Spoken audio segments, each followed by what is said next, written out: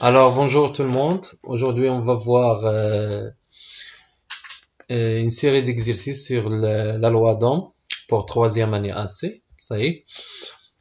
Alors, il faut, avant de commencer cette série, il faut il faut faire un petit rappel sur l'électricité, c'est-à-dire qu'est-ce que le courant électrique, c'est quoi l'intensité du courant, c'est quoi la tension, ça y est, pour bien comprendre cette leçon, ça y est. Alors, on commence.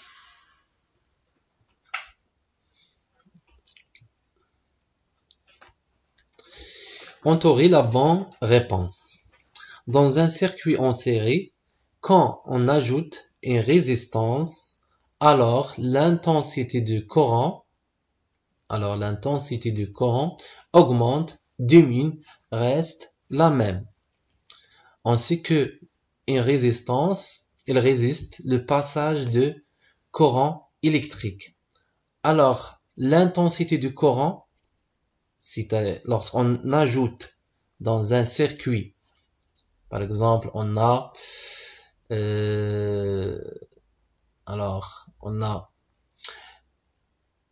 une pile, donc plus, moins, un interrupteur fermé, une lampe, et on ajoute une résistance ou bien un conducteur ohmique qui est caractérisé par sa résistance.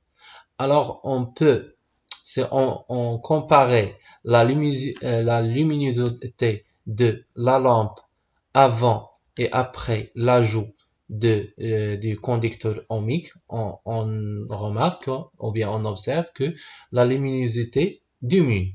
Alors on dit que le courant électrique ou bien l'intensité du courant électrique diminue lorsqu'on ajoute une résistance.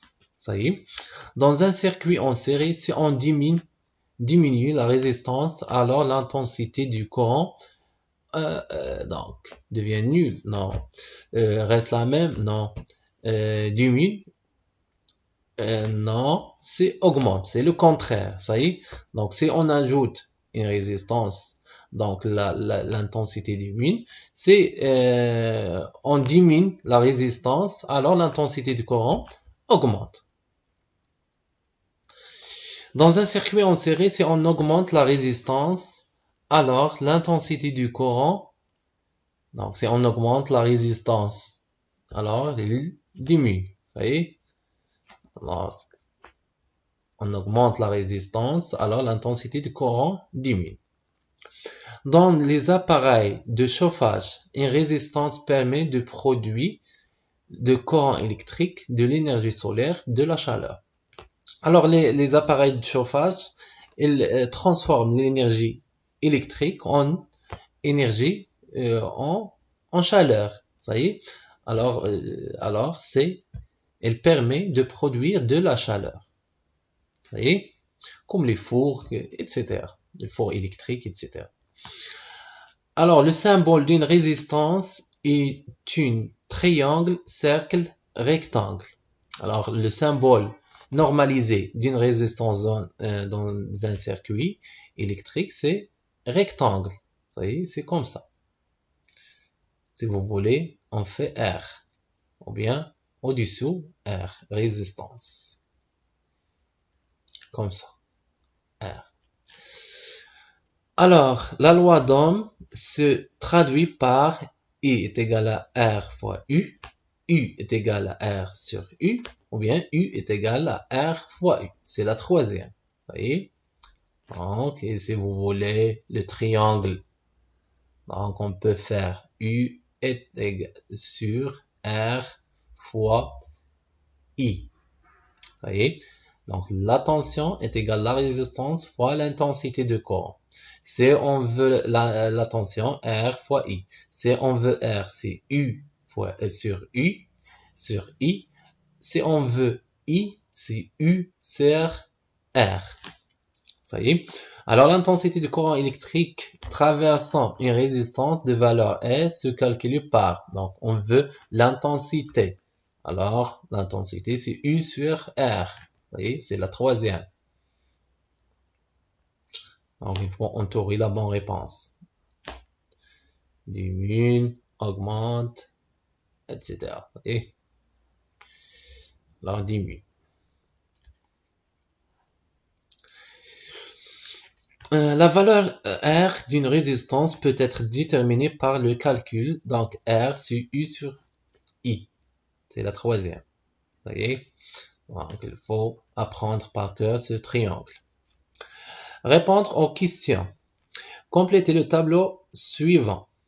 Grandeur physique, symbole, unité internationale, sans symbole, appareil de mesure. Donc, il faut apprendre ce tableau par cœur. Ça y est. Alors, on a l'ohm. Donc, l'ohm, c'est la grandeur physique, c'est la résistance. La résistance. Son symbole, R. L'unité internationale, c'est l'ohm. Et l'appareil de mesure, c'est l'ohm mètre. Si vous voulez, l'ohm mètre. Ça y est. Tension électrique. La tension électrique se symbolise par U. Son unité internationale, c'est le volt. Et le volt. Alors, son symbole, V. Volt, V. L'appareil de mesure, c'est le voltmètre. Le voltmètre. Pour l'ampèremètre, c'est l'appareil de mesure de l'intensité du courant. Du courant électrique. Donc, son symbole est I majuscule. Unité internationale, c'est l'ampère. Ampère. Son symbole est A majuscule. Et l'appareil de mesure, c'est l'ampère mètre. Donnez la valeur de résistance de chaque conducteur ohmique à partir des couleurs de ces anneaux. Alors, vous avez fait cette leçon dans la première année AC. Alors, si on a 3 anneaux, donc les deux, c'est les deux chiffres, et le noir, c'est le nombre de 0. Si on a, donc, ici 3, ça y est. Alors, on a rouge et noir. Donc, rouge, c'est 2. Rouge, 2. Noir, c'est 0. Alors, le nombre de 0, c'est 0. Alors, on ne fait rien. Ça y est. Alors, le jaune, c'est 4. Donc, on fait comme ça. Donc, rouge, 2. Rouge, 2. Et le noir, c'est le nombre de 0. Donc, c'est rien. Donc, c'est 0. Alors, R est égal à 22 ohms. Pour la deuxième, donc, jaune, c'est 4. Donc, ici, c'est le violet. Ça y est. Donc, c'est 7. Et le rouge, c'est 2. Donc, c'est 2, 0. Donc, c'est 4700 ohms. On a ici, c'est l'orange. Alors, c'est 3. Le bleu, c'est 6. Et le marron, donc, c'est 1, 0. Ça y est. Donc, c'est 360 ohms. On passe à la question, ou bien l'exercice 3. Répondre aux questions. On considère le schéma suivant. Donnez le nom de chaque dipôle. Alors, 1, c'est quoi? C'est un générateur réglable. C'est-à-dire, on peut et on peut changer la tension entre la borne de ce générateur ou bien donc on peut choisir par exemple 4 volts ou bien 6 volts ou bien 8 volts, etc. Donc c'est un générateur réglable. On peut choisir la tension entre ces bornes. 2. C'est un conducteur ohmique. Conducteur ohmique. Ça y est. Donc, c'est un conducteur ohmique. 3. C'est un voltmètre. Voltmètre. Et 4. C'est un ampèremètre. Ampèremètre. Ça y est. Ampèremètre. Alors, sachant que l'appareil 3 indique la valeur 6 volts, donc l'appareil 3, 6 volts, c'est la tension entre la borne donc de résistance, U est égal à 6 volts. L'appareil 4 indique la valeur I, donc 600 milliampères. Combien en ampères, si vous voulez, c'est 0,6 ampères. Donc milli, c'est-à-dire on divise par 1000 pour trouver l'ampère. Donc 600 sur 1000, c'est 0,6 ampères. Calculez la grandeur physique R qui caractérise le dipôle 2. Alors, d'après la loi d'Ohm,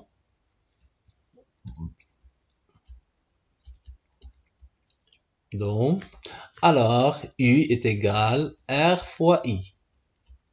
Alors, on veut, donc c'est-à-dire que R est égal U sur I.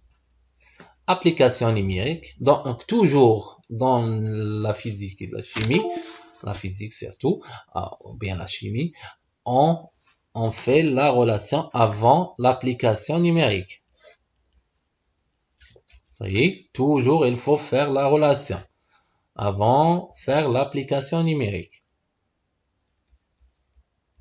Et il faut convertir. Ça y est. Alors la résistance est égale I, c'est 6 volts. I, c'est 0,6 ampères, est égal 6 sur 0,6, c'est 10 ohms. Ça y est, 10 ohms.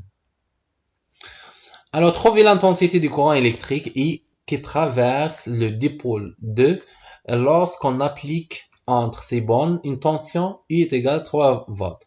Alors, trouvez l'intensité du courant électrique. Alors, R, c'est constante. Donc, on peut changer la tension. Donc, lorsqu'on change la tension, l'intensité change. Alors, il faut trouver l'intensité du courant. Alors, on utilise le triangle. C'est quoi? Et si on veut I, c'est U sur R.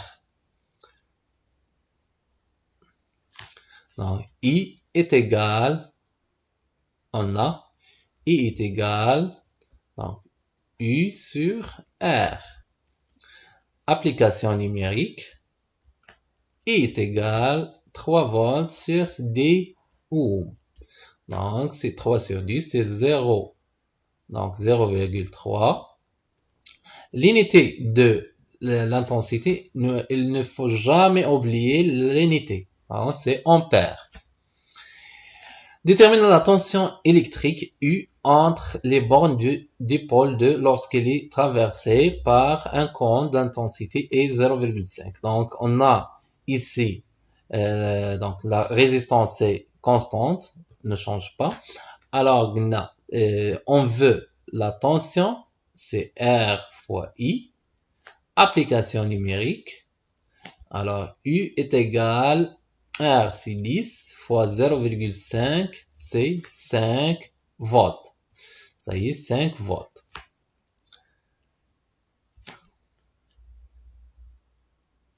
Ça y est, donc c'est 5 volts. Pour l'exercice 4, répondre aux questions. On considère le montage électrique suivant. Alors, quelle sera la valeur de l'intensité affichée sur l'ampèremètre quand on ouvre l'interrupteur? Alors, si on ouvre l'interrupteur, donc le passage de courant électrique, c'est nul. Donc, on n'a pas de passage de courant électrique. Alors, l'intensité, c'est 0. Donc, I est égal à 0 si on ouvre l'interrupteur. Ça y est. Alors, la valeur indiquée par l'ampèremètre est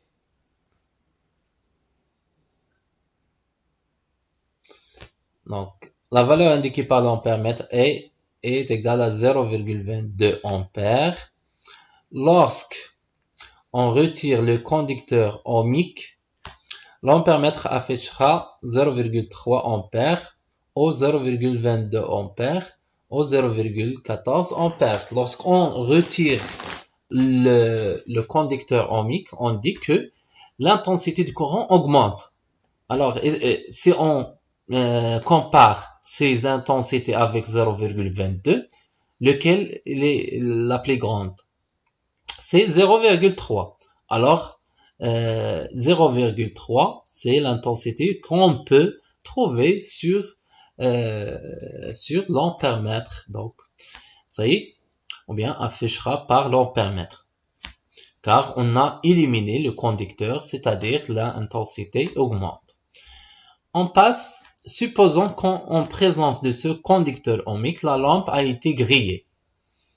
Supposons qu'en présence de ce conducteur ohmique, la lampe a été grillée. Dans ce cas, il faut remplacer ce conducteur ohmique par un autre.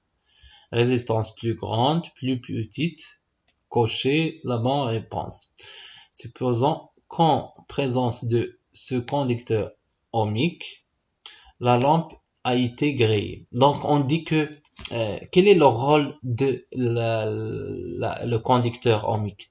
C'est pour protéger la lampe contre les intensités, les intensités plus grandes que, euh, que la lampe ne peut résister. Alors, pour protéger cette lampe contre les intensités qui est grande, il faut que la résistance, il faut remplacer cette résistance par une résistance plus grande. Ça y est, pour protéger la lampe. Ça y est, pour qu'il laisse que une faible quantité d'intensité qui passe.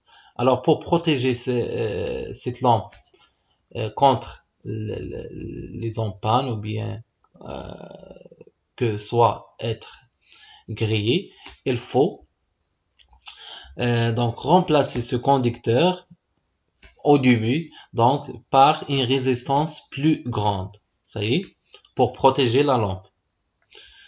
Mais si elle était grillée, ça y est, c'est terminé. Alors, donc, répondre aux questions. On souhaite étudier la caractéristique d'un dipôle. Pour cela, on a relevé l'intensité qui traverse ce dipôle et la tension entre ces bornes. Voici les mesures obtenues. Donc 1,5, 0,015, 3, 0,030, 4,5, etc. Ça y est.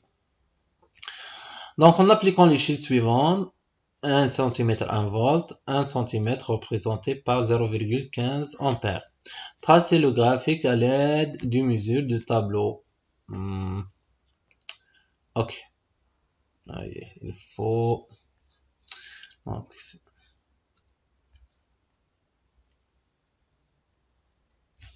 Donc, on a 0 pour la tension, c'est 1 cm 1 volt. Donc 1, 2, 3 et 4, 5, 6 volts. Alors le tableau est terminé dans 9 volts. 6, 7, 8 et 9. Pour l'intensité de courant, donc 0,015, 0,015, 0,030, 0,045, donc ici, ici, ici, etc. 0,060, 0,075 et 75, 0,0 donc 90, ça y est, ça y est. Alors, donc 1,530, oui. Donc 1,5 c'est 15 ici. Et donc 30 ici. 45 c'est 4,5 c'est ici. 66 ici. 75 7,5 et 9 donc 90 ici.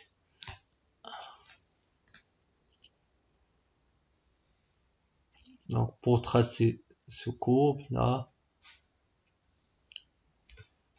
faut prendre une règle et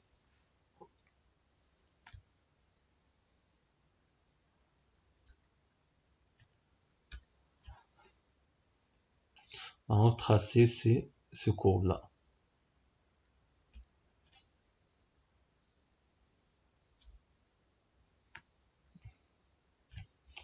Alors on prend une autre couleur, le bleu, donc c'est comme ça, comme ça, comme ça et comme ça. Ça y est. Donc peut-être passe par le 0. Ça y est. Donc c'est une droite qui passe par l'origine. Alors, on a déjà tracé la courbe. Quelle est la nature du graphique obtenu? C'est une fonction linéaire. Linéaire qui passe par l'origine. Qui passe par l'origine. Par l'origine. Ça y est. Alors,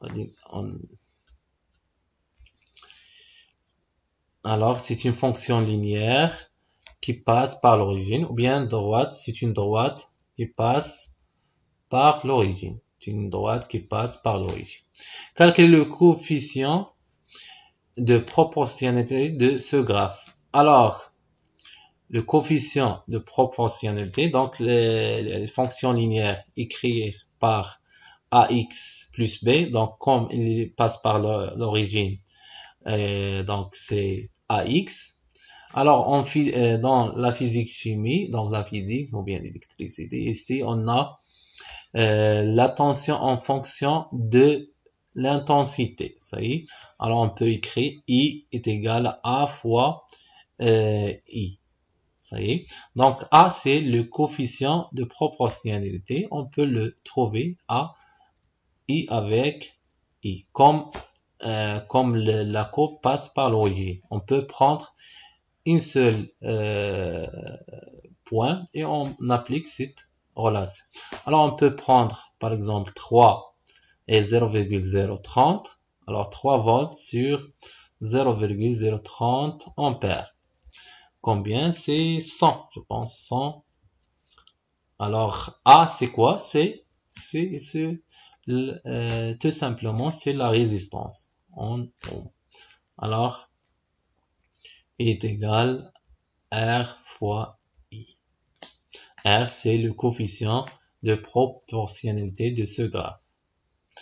Le dipôle est-il un conducteur ohmique? Oui. Car, donc, on a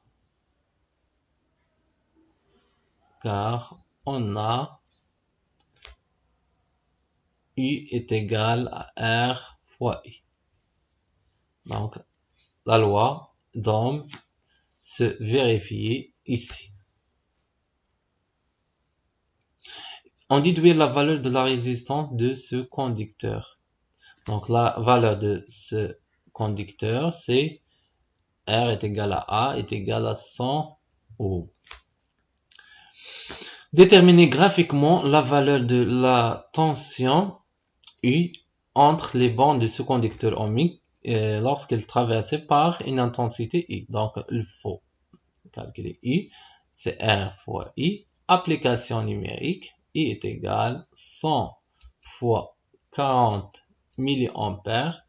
Il faut convertir, alors c'est 100 fois 0,04 ampères est égal à 4 donc volts. Donc la tension entre ces bandes lorsqu'il traverse, elle est traversée par une intensité 40 milliampères, c'est 4 volts. Donc merci. Graphiquement, alors je m'excuse. Alors c'est graphiquement, attention. Donc pour graphiquement, il faut faire comme ça. 4 volts. Non. Alors combien? C'est 0,40. Donc il faut déterminer combien. Donc on a si 10 divisions entre 0,30 et 0,45. Donc c'est alors 0,015 pour 10 divisions. 10 div. Alors chaque un div, donc on divise par 10, donc c'est 0,10. Alors chaque division c'est 0,0015. Ça y est. Alors pour trouver 40, alors donc 0,0015 0015, alors là c'est 0,0315 0,0330 0,0345 donc 45. Alors on est 45. Alors c'est moins 0,0015, c'est combien? Donc pour trouver 40. Alors comme on a alors 15, 15, 30, 15, 45. Donc il faut déterminer les 0,04 pour trouver la valeur. Ça y est. Donc pour trouver la valeur de 4. Mais si vous voulez faire numériquement ou bien par calcul, on peut utiliser cette méthode. Ça y est. Alors merci de votre attention et à bientôt.